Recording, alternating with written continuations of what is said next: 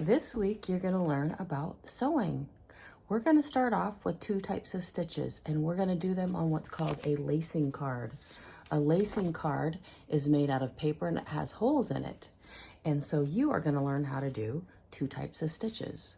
The first one is the whip stitch, and that's when you go around the edges and back and around, all the way around whatever you're sewing, and that will help hold the fabric together. For now, we are practicing on paper. The second stitch is called the running stitch, and that one is kind of like weaving, where we go over and under and over and under and over and under and over. So you will be learning how to do these stitches this week so we can practice so you're ready to sew something with fabric.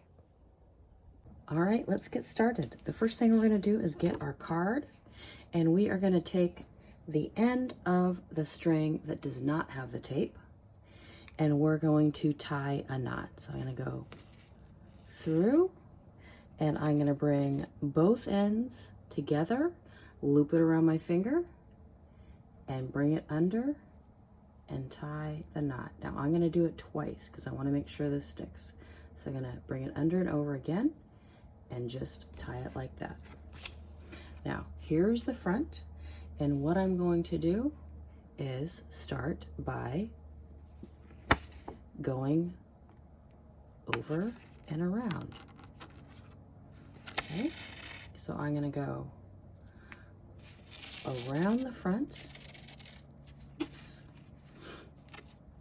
And then now my yarn is under, so I came out the back. So now I want to go around the front again and come out the back of the paper. And I'm starting to get that whip stitch. And so I'm going to go around, over the top, and behind it, and then over the top, and behind. And again, the stitches are going around the edge of the object.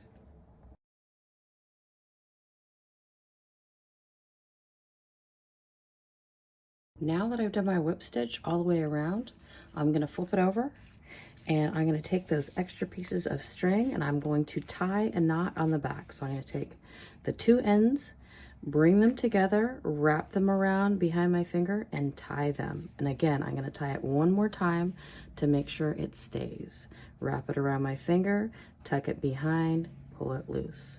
Then you can cut the ends off that, and you have your whip stitch, and you're ready to go on to the next one. Now I'm going to do the running stitch, which is more like weaving. So we go under, over, under, over, under, over. So again, first thing we're gonna do is take the end without the tape, and we are gonna pull it through and tie a knot to secure the yarn in place. Okay, I want to double knot it because I want it to stay in place. So I'm going to wrap it around and tie it one more time. I don't want to do it too tight because I don't want to rip the paper. Okay, so now I'm ready, and I have the end of my yarn that has the tape on it. So I'm going to go, my first step is going to go over,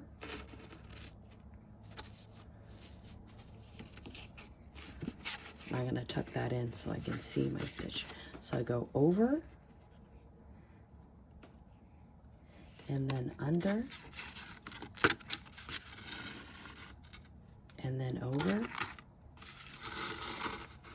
and then under the next one, and then over,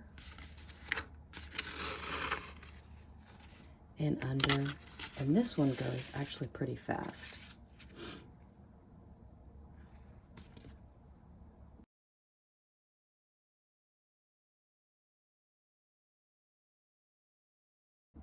When you're done, go ahead and label your hearts so you know which stitch is which, and then you can have that as a reference for later. So this is the running stitch, so I'm going to write running. R-U-N-N-I-N-G.